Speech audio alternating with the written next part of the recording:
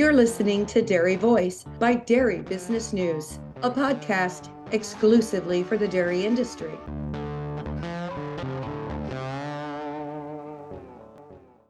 One of our sponsors of the Dairy Voice podcast is National DHIA. NDHIA ensures information accuracy and represents their members' interests. They are the direct voice for the dairy information industry. To find out more, go to dhia.org. Hi, everybody. I'm Mike Opperman, and I'll be your host for Dairy Voice, a podcast produced by Dairy Business News. Today, we're going to talk about health insurance with some tips on how to make sure you're getting the most coverage that you need. We are nearing the end of the year, and it's always a good time to assess your health and financial situation as you plan for the year ahead. And an important part of this planning is reviewing your health insurance needs and making any necessary changes that you need to make. Our guest today is an expert in that field, Robin Smith. Robin is the Director of Sales and Sales Operations with Agri-Service Agency. Greetings, Robin. Hi, Mike. Thanks for having me. Right now, as I said, at the end of the year, we're in an enrollment period, right? Yeah, so this is the big open enrollment period for a lot of groups, looking at their health insurance and what options they're going to offer their employees, and then allowing those employees a chance to select the options that hopefully meet their and their family's needs. That open enrollment period looks a little bit different depending on the type of group you are, or if you're on an individual plan. Open enrollment can be as simple as renewing your current coverage. It could be as complex as a large group having in-person meetings with Q&As, going over a brand new plan and new benefits. Hey there, after you've finished enjoying this podcast, might I recommend you join me, Tim Hammerich, and our guests on Clarity at Work from Zoetis. We'll be talking genetics and their place on the dairy. You've got a seat at the table as we discuss innovations, what's next for the industry, and more. I have to find the value in everything that I do, and I still find value in Clarified Plus, so we're going to continue to use it. Just search for Clarity at Work wherever you listen to podcasts. Once you finish with this podcast, of course. What are some of the things, so if I'm a farmer and I'm thinking about, my health insurance, what are some of the things that I should consider if I think I might need a new provider? There's a lot of things that drive people to shopping providers. Obviously, price, the premium is the biggest driver. But one of the big drivers is the network that's provided by the carrier. And maybe even bigger than that is the service that's being provided. I've heard from so many people, I couldn't reach a human. I couldn't get any help with my claims questions. I sat on hold for half an hour and never got a good answer. Mm-hmm. That can drive somebody to look for a new option. So a lot of it is just the service too, right? Oh, absolutely. It's not an easy thing to understand. Health insurance isn't very straightforward. Medical bills are crazy to read. Your EOBs are not straightforward, and people need help. And so that service is so critical in finding those in-network providers, in knowing what you are going to ultimately owe out of pocket. All of those things are so important. So is there a place that I should start if I want to look for a new provider? I mean, you said it's complicated and there's a lot of different moving parts. What's step one? Step one is working with a benefits-focused agency that understands agricultural operations. That is key. The ag industry as a whole has a completely different set of needs than someone maybe working in a metropolitan area or in an office. They have rural provider concerns where they have limited options for care. They have a need for strong mental health coverage. They have seasonal income issues where their income isn't steady. They don't have a standard steady paycheck. They don't have access to employer-sponsored plans. They have a different set of injuries, repetitive stress injuries, more frequent injuries than a lot of the other population. So there's a lot of concerns there. What's the largest part of your cow's diet? Your forage. But every farm is different, and so is every ration. Whatever your crop, whatever your conditions, there's a forage-made inoculant for that. The forage-made inoculant portfolio delivers a wide range of proven performers, each uniquely formulated to maintain superior standards and consistency to help your cows reach their full potential. Flex to your forage goals at foragemate.com or contact your Diamond V ForageMate representative today. Talk a little bit too, if you're in rural America, sometimes it's hard to find a healthcare provider that's in network, give you the health coverage that you need. How do people work around some of those issues, or what can they do? I think it's important to pay attention. Almost all of the carriers do offer some kind of network provider search. And I think the mistake that a lot of people make is they look for the primary care providers and they stop there. And the specialists, your pediatricians, and especially that mental health piece that I just kind of mentioned briefly, I think those are all really important to check those provider networks with your carrier and see what's available. And even maybe take it a step further and call some of those before you sign up with a particular provider to make sure they're even accepting new patients, and on the mental side that they're accepting new patients in office in person. So if you have some isolation issues and you need to talk to somebody maybe in person and have that connectivity, that those resources are there for you. And like you said, farmers have a unique set of challenges, right? Whether with, like you said, with repetitive injuries, with mental health care, and so forth. Sometimes, like you said, it's not easy to find a provider who can cover all those things. Yeah, it's not an easy thing to do. And then if you do find one and it's not a good fit for you, because we've all had that provider that we've gone to see and they just weren't somebody that we wanted to work with. Those options become so important. And if you're in an area with a poor network with the provider and what little options you do have, you don't have access to, and you're stuck with somebody that you don't want to work with, that can be a really bad situation. With over 85 projects expected by the end of 2024, California Bioenergy is without a doubt one of the leading developers of anaerobic digesters for dairy farms in the United States. Since 2006, CalBio has been forming successful partnerships with dairy farmers to create digesters that are built to last. Our CalBio team has the expertise to help lead you through the entire development process, from project design and engineering to credit generation and the day-to-day operations. With subsidiaries in the Northwest, Midwest, and Southwest, CalBio is ready to partner with dairy farmers across the country. Learn more at calbioenergy.com.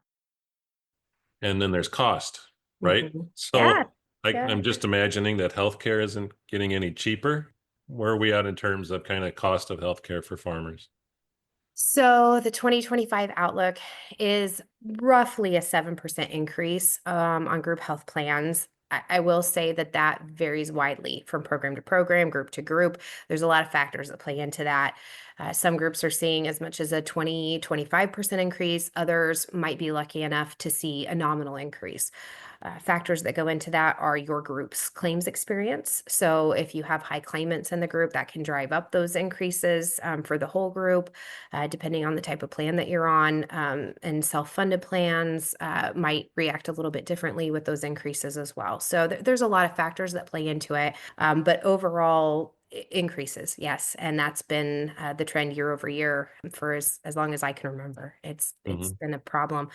Some key things to keep in mind are medical debt is consistently the number one cause of bankruptcy. So it is important to make sure that even though those prices are going up, that you still make sure you have quality health care and insurance to cover that. And 62% of all bankruptcies are driven, according to a Harvard study, from medical debt, medical and dental. It's an important thing to keep in mind. It's one of those things that you have to have, right? So you also mentioned, we talked a little bit about this, but talk a little bit about riders, what they are, how they influence your decision to go with a certain carrier. I'm sure costs are involved, but talk a little bit about that. Sure. A lot of plans, especially if you're part of an association based plan, they do offer some riders to your medical insurance. And often those riders are through a different insurance company or carrier than your base policy. So you could have a policy through Blue Cross Blue Shield, but you could have some riders from the Hartford, say, and they can cover a number of different additional benefits. And hopefully they're a cost-free rider, but some of them do have a cost to them. And generally speaking, the cost could be nominal and you could get a great benefit for the rider. So it's important to ask what rider options you have or what riders might already be included in the policy. Those can cover things like accidents and cover first dollar coverage for if you have an accident and you need to go to the hospital and get your arm in a cast, or maybe a vision rider that covers some of those expenses so that you don't need a whole separate vision policy. And I know those different aspects are important. The other thing that's important that we don't often consider is, we're all getting older. I'm not getting older. Other people are getting older. But even as I get older, there's things that your insurance policies change. Like my kids get older, so they will be dropping off and so forth. How important is it to consider that when you're looking for a provider or even with your existing provider so that they understand how to get through those transitions? Yeah, it's really important to work with those benefits focused agencies because they're going to provide resources just outside of putting you on a health plan. Medicare is not always the easiest thing to understand, especially as you start digging into those supplements and which ones should I choose, what plan should I be on. So having somebody that specializes exclusively in Medicare can help you advise you on those things. So it's great when you can work with an agency that does offer additional benefits. Other things to keep in mind, life events, I guess, too, and how your policy might need to adjust, even if you don't change providers necessarily. If you have some big life events, maybe you're starting a family, planning to have kids, and you maybe a high deductible plan isn't the best fit for you at this time. So keep in mind that you can change those each year at your open enrollment period. As your policy is renewing, you can move those deductibles around. And I think it's important to think about those life changes. And then, as you mentioned, kids age off their parents' policy. And if they are working on the farm and they don't have an employer providing an employer sponsored plan, they need somewhere to go and they need health coverage. So it's important to look at your current provider, your current agency, and see what options they have in the event that your children are going to age off the policy.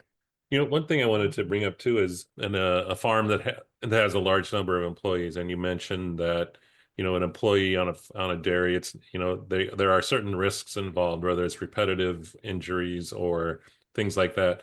As an employer, how can you educate your employees on the options that are available, some of those maybe perhaps lower cost options that are available, so that we can make sure that you're offering that service, that benefit to your employees? Yeah, I think that starts with a really good discussion with your agent about the goals of your health plan and the makeup of your employees and their needs. Employees have become increasingly vocal about their requests for health insurance or dental insurance or benefits in general. And that's actually great for us because that feedback comes from a lot of times the owner. And they can tell us, hey, this is the kind of feedback I'm hearing from my employees. They really want a great dental plan. What do you have that has dental? Or I've had a lot of requests for orthodontia coverage. What can we do here to make this work? Or like you said, maybe it's really low cost, affordable, minimum essential coverage. So we call those MEC plans.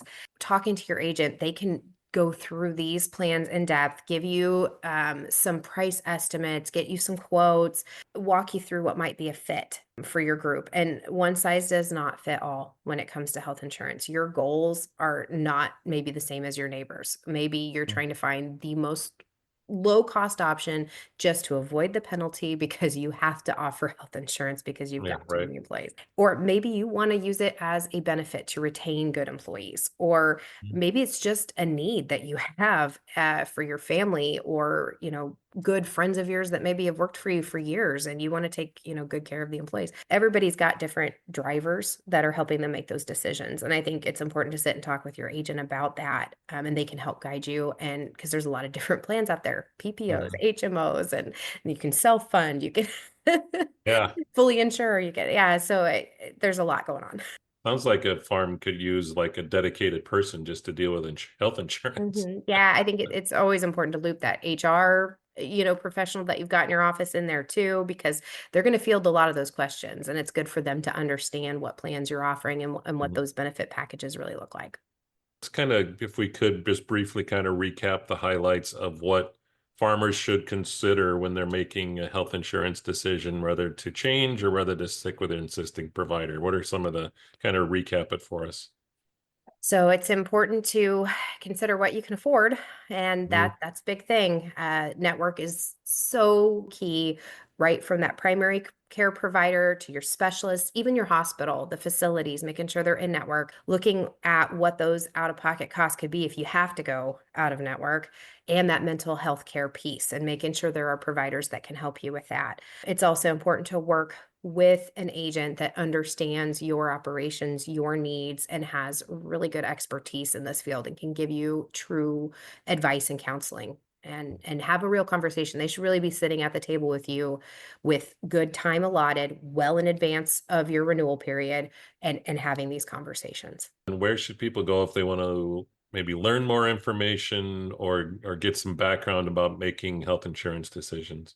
There's a lot of resources out there. I mean, the USDA has some articles and the ERS out there. There's healthcare.gov, which is, the federal health marketplace has some resources. Medicaid has some resources for the low income, Medicare for those that qualify with age or disability. I think maybe the best resource, and I'm probably a little partial, is us, which is Agri-Services Agency, which we are at agra-servicesagency.com, or you can call us at 1-877-466-9089. And we do have a 24/7, 365 live person manned helpline that you can call, or you can email me. And I'm robin.smith at agra-servicesagency.com. Excellent. A real life person. What a concept. We like the connection, and we like the live people. Well, thanks so much, Robin, for your insights today. Really appreciate a conversation on health insurance. Thanks, Mike. It was great talking with you as well. And this has been Mike Opperman for Dairy Voice from Dairy Business News.